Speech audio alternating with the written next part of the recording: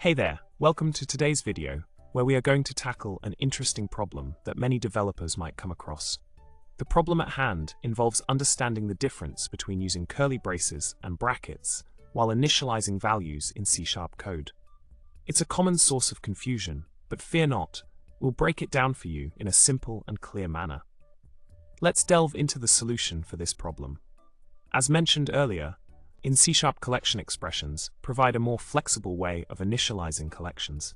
Take for example the line of code immutable list_int x equals 0, enumerable.range 100 5 200.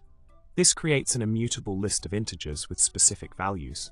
Collection expressions offer a versatile approach to creating and initializing collections, making your code more efficient and concise. Continuing with the solution, it's important to note that while collection initializers can be used to initialize non-array collection types in a somewhat flexible way, they still have limitations.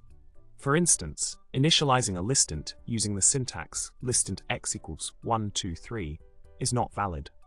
Also, collection initializers assume mutability, so initializing an immutable list_int in the same manner would not work.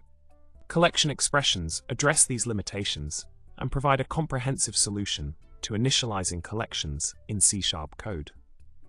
In conclusion, understanding the nuances of using collection expressions versus collection initializers in C# can greatly enhance the way you work with collections in your code. By leveraging the flexibility and capabilities of collection expressions, you can streamline your code and improve its readability. I hope this explanation has shed some light on this topic for you. Thanks for watching, and remember to subscribe, like, and comment below with your thoughts. See you next time.